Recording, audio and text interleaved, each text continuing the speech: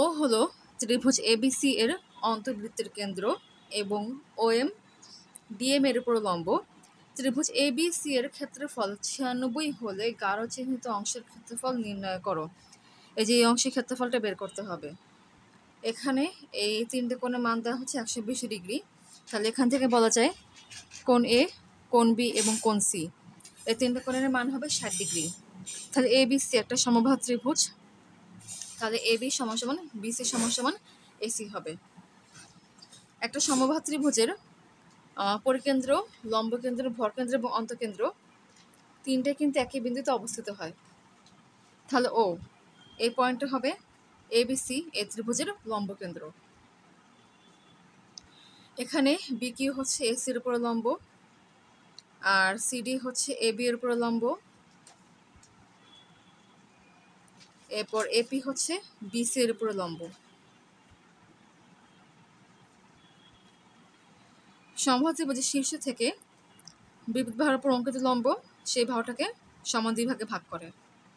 তাহলে এই লজিকে এ কিউ সমান সমান সি কিউ সমান সমান সিপি সমান সমান বিপি সমান সমান এডি সমান সমান বিডি হবে।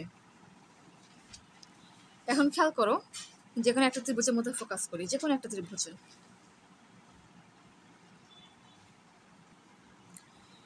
সি কিউপি এই ত্রিভুজটাতে খেয়াল করো, এই কোণ হচ্ছে 60 ডিগ্রি, যেটা আমরা আগেই বলেছি। এই বাহু দুটো পরস্পর সমান। একটা ত্রিভুজে যদি দুইটা বাহু সমান হয় তাহলে বিপরীত কোণ দুটো পরস্পর সমান হবে। যেহেতু এই কোণের মান 60 ডিগ্রি, তাহলে এই দুটো কোণের সমষ্টি হবে 180 ডিগ্রি মাইনাস 60 ডিগ্রি সমান সমান 120 ডিগ্রি। কারণ একটা ত্রিভুজের তিনটা কোণের সমষ্টি হচ্ছে 180 ডিগ্রি। যেহেতু এই দুটো কোণের সমষ্টি হচ্ছে 120 ডিগ্রি এবং এই দুটো কোণ হচ্ছে পরস্পর সমান, তার মানে এই দুটো কোণ অবশ্যই 60 ডিগ্রি করে হবে। তার মানে এই কোণটা 60 ডিগ্রি, এটা 60 ডিগ্রি, এটা 60 ডিগ্রি, তার মানে এটা একটা সমবাহু ত্রিভুজ। একইভাবে এটা একটা সমবাহু ত্রিভুজ এবং এটাও একটা সমবাহু ত্রিভুজ হবে। খেয়াল করো, এই কোণ 60 ডিগ্রি, এই কোণ 60 ডিগ্রি, তাহলে এটাও 60 ডিগ্রি হবে, কারণ একটা সরলরেখার কৌণিক মান হয় 180 ডিগ্রি। একইভাবে এটা 60 ডিগ্রি, এটা 60 ডিগ্রি, তার মানে এই কোণের মান 60 ডিগ্রি হবে। একইভাবে এই কোণের মানও 60 ডিগ্রি হবে।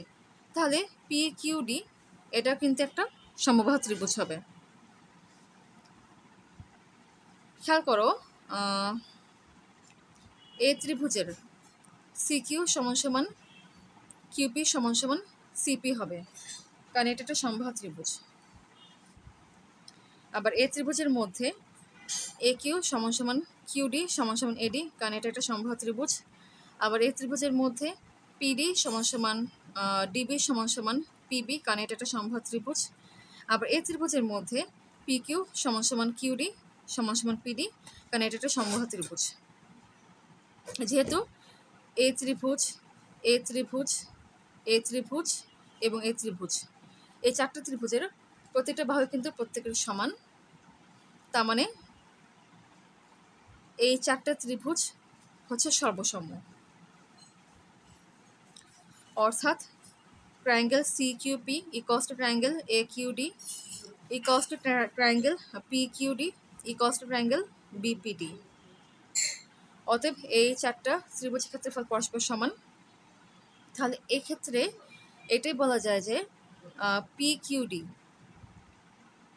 এই ট্রায়াঙ্গেলটা হচ্ছে এবিসি এই ট্রায়াঙ্গেলের 4 ভাগের 1 ভাগ, মানে এই ট্রায়াঙ্গেলটার ক্ষেত্রফল হবে এবিসি ট্রায়াঙ্গেলটার 4 ভাগের 1 ভাগ। এখন এই ভিতরের ট্রায়াঙ্গেলে ফোকাস করি। এই ট্রায়াঙ্গেল আর এই ট্রায়াঙ্গেলের মধ্যে এই বাহু দুটো পরস্পর সমান, আবার এই বাহুর সাথে এই বাহুটা সমান, সাধারণ বাহু। এই বাহু দুটো পরস্পর সমান কারণ একই বৃত্তের ব্যাসার্ধ। তার মানে এই ট্রায়াঙ্গেল আর এই ট্রায়াঙ্গেল দুটো হচ্ছে সর্বসম ত্রিভুজের বাহু বাহু বাহু উপপাদ্য অনুসারে। একইভাবে এই ট্রায়াঙ্গেলের সাথে এই ট্রায়াঙ্গেলটা সর্বসম হবে।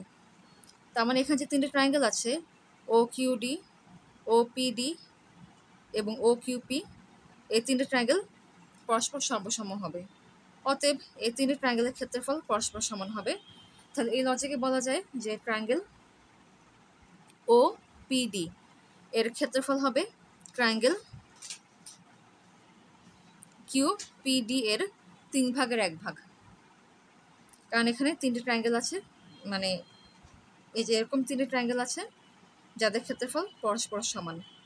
তার মানে এই ট্রায়াঙ্গেলের ক্ষেত্রফল হচ্ছে QPD, এই ট্রায়াঙ্গেলটার 3 ভাগের 1 ভাগ।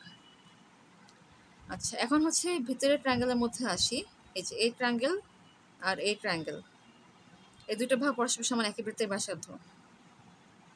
এটা সাধারণ বাহু, তারপর এটা হচ্ছে 90 ডিগ্রি করে, আর বৃত্তের কেন্দ্র থেকে জ্যার উপর অঙ্কিত লম্ব যাকে সমদ্বিখণ্ডিত করে। তার মানে এই দুটো ভাগ পরস্পর সমান। তার মানে ট্রায়াঙ্গেল ODM এবং ট্রায়াঙ্গেল OPM, এই ট্রায়াঙ্গেল দুটো পরস্পর সমান হবে।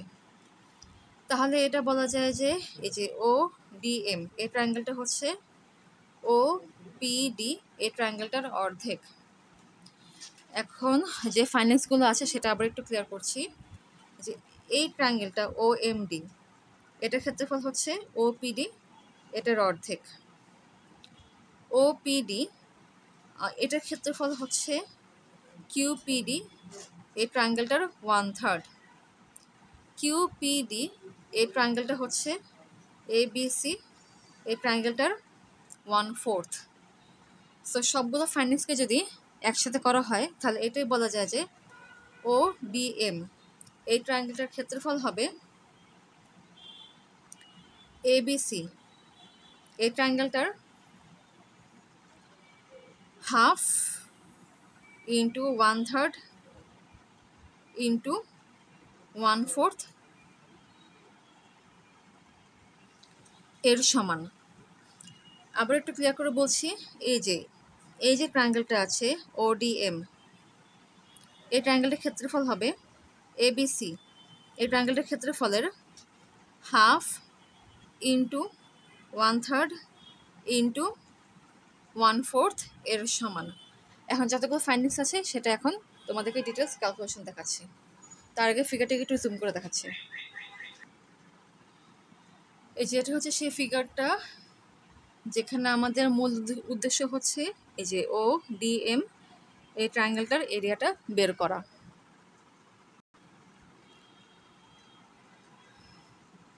যা একটু আগে বললাম সেগুলোরই লিখিত এক্সপ্লেনেশন। তোমরা হচ্ছে পজ করে দেখে নিতে পারো কিংবা নিজেরা ট্রাই করতে পারো। তো খেয়াল করো, ফাইনালি OMD, এই ট্রায়াঙ্গেলটার ক্ষেত্রফল পাই হচ্ছে 4 বর্গ একক। তার মানে গাঢ় চিহ্নিত অংশের ক্ষেত্রফল হচ্ছে 4 বর্গ একক, তাই 4 এটাই অ্যান্সার।